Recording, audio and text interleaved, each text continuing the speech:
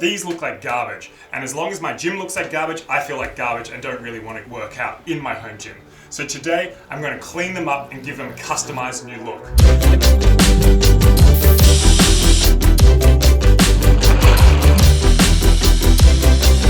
COVID. It gave many of us a rude awakening that we once had an old home gym that we long forgot about because we sold ourselves out to the commercial gyms. Well, we're all back at our parents' houses begging our weights for forgiveness that we left them outside and they got rust, dust, cobwebs all over them. I'm sorry. You just didn't go high enough in weight. So what better way to renew your old relationship with your old gym weights by giving them a makeover? So today, I'm going to clean off the rust, the dust, the cobwebs, and then I'm going to hydro dip it for a custom look that suits me. Enjoy. Forget about those overpriced rust products. You really only need two very basic things that we can all get quick access to. First, vinegar.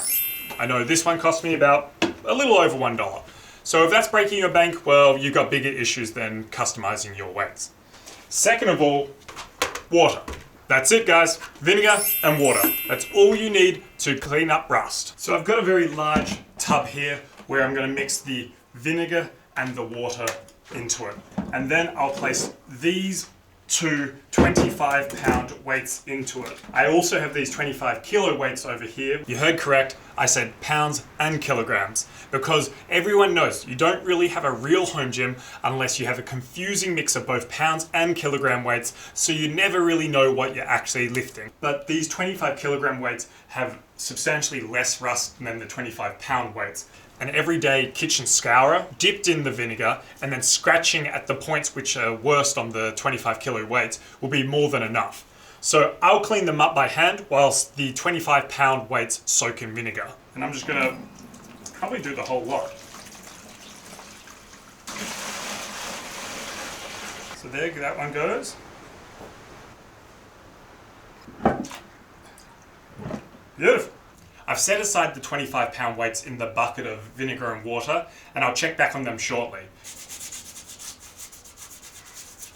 You can try using a toothbrush if you've got finer little areas which have got sort of rust built up in them. The scrubbing is done. The weights are looking much cleaner, so I'll take them outside, wash them down with water, and then I'll let them dry out. Yesterday I ran out of time to finish my filming, so I'm continuing the following day. So these 25-pound weights have been sitting in that vinegar and water mix for about 24 hours, which should be more than enough time. So I'll take them out and we'll take a look. I'm just going to immediately start scrubbing away at the rusty point. And you can see, if I just put this scrubber on the table, you can just see how much grime it's just taking off this weight.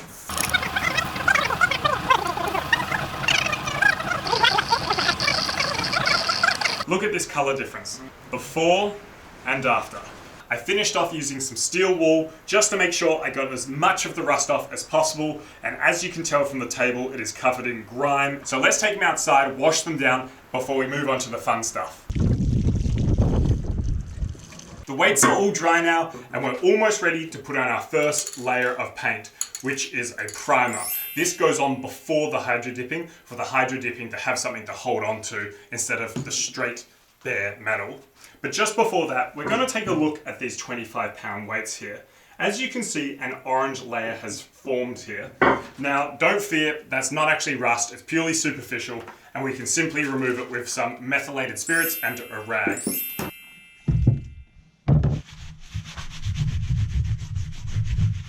The weights are all cleaned up now, and so I'm now going to prime them.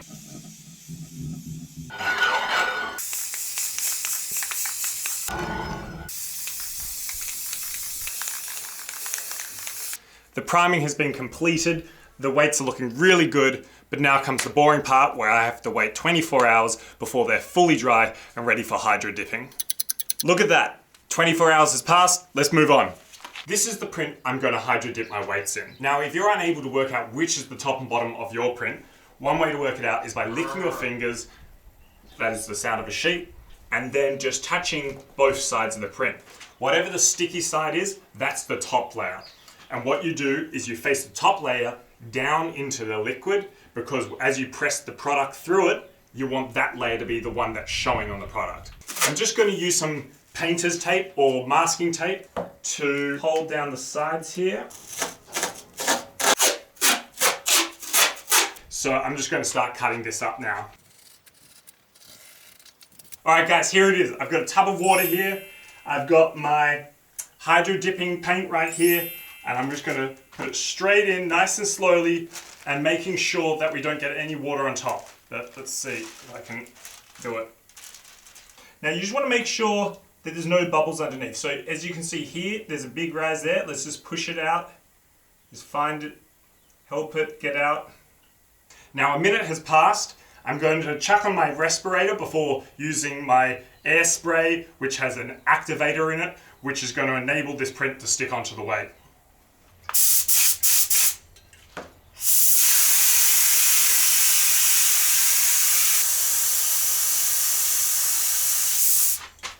It was at this moment that he knew. He f***ed up. No! Okay, as you saw, that was an absolute disaster. And this is exactly what you don't want to do. I say, let's go for it. Make sure it's all clean. I'm going to bring it out and see what happened there.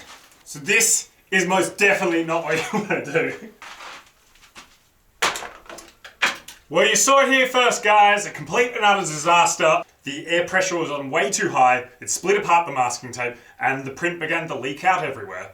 Not only that, the activator mist was way too fine, so it wasn't actually sort of saturating the print enough. So when I pushed the weight through finally, it didn't even grip to it. Guys, I hope you really appreciate my training 101 on what not to do.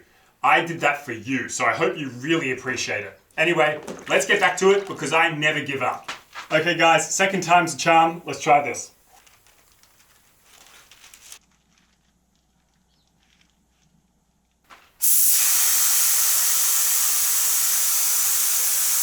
You wait about 30 seconds. Alrighty, let's go for it. Let's just bring it up. Alright guys, this was substantially more successful. Have a look at that, guys. Does that look good or what? We've got sort of dragons or snakes and these golden skulls. Now I'm going to wash off this clear glossy layer that it has on it at the moment. The print has now been washed and dried and it has lost that shiny glossy look to it, but that's because that was just merely a sticky layer which was required for the hydro dipping.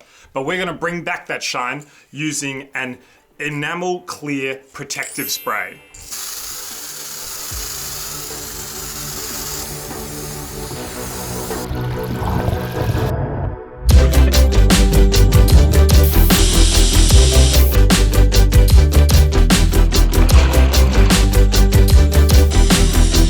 Both these weights have been dipped and have a protective enamel layer on one side.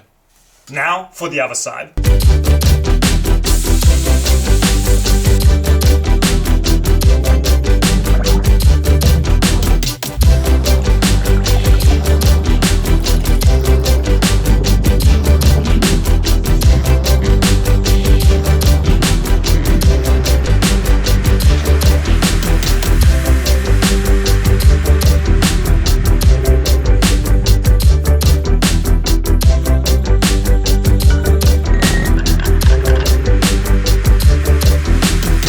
I'm really happy with how these weights turned out. They just look fantastic, especially when the light hits them. You can really see that sheen on them.